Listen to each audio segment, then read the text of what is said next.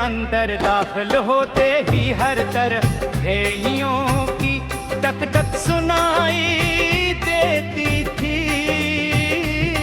दीवारी घड़ियां, जिपवारी घड़ियां, लकड़ी की घड़ियां और पीतल से बनी कदीम घड़ियां, सब अपनी अपनी रफ्तार से वक्त का सफर बयां कर रही थी।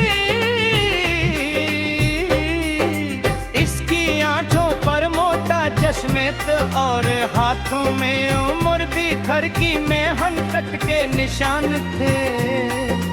वो निहायत बारीकी से घड़ियों के पर्दे जोड़ता और खामोशी से उनकी सुइयां दुरुस्त करते रहता।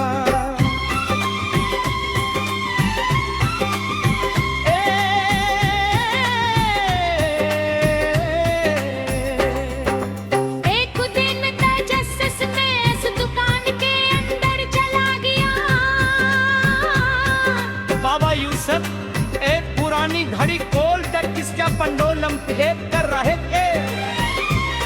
मैंने सलाम किया, इन्होंने मुस्कुरा कर जवाब दिया और सामने रखी कर्सी की तरफ इशारा किया। फिर गया चंद लम्हों तक सिर्फ घड़ियों की टुक टक सुनाई देती रही। मैंने पूछा, आपको कभी असमसलसल आवाज से थकन नहीं होती? वो मुस्कुराए और बोले, ये आवाज मुझे याद लगी है कि जिंदगी अभी चल रही है। मैं खामोश हो गया। दुकान की दीवार पर लगी एक बुरी घड़ी अचानक बजने लगी।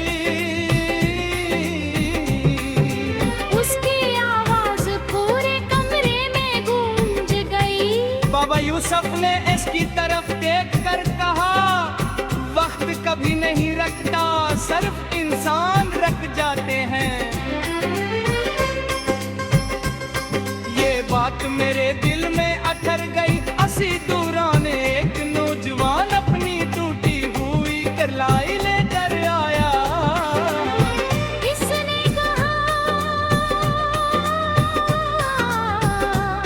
ये बात हो गई है, शायद अब काम न करे। बाबा यूसुफ करीब गौर से देखा, चंद बीच खोले एक नन्हा सा पर्दा साफ किया और दोबारा तो किया। चंद लम्हों बाद घड़ी फिर चलने लगी। दो जुवान खुशी से मुस्कुरा उठा।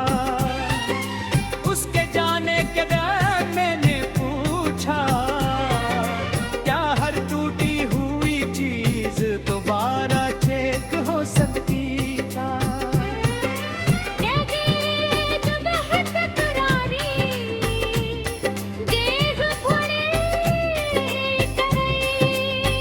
उसके ऊपर खराशी थी। मेरे काबा, ये तो बेहद पुरानी लगती है।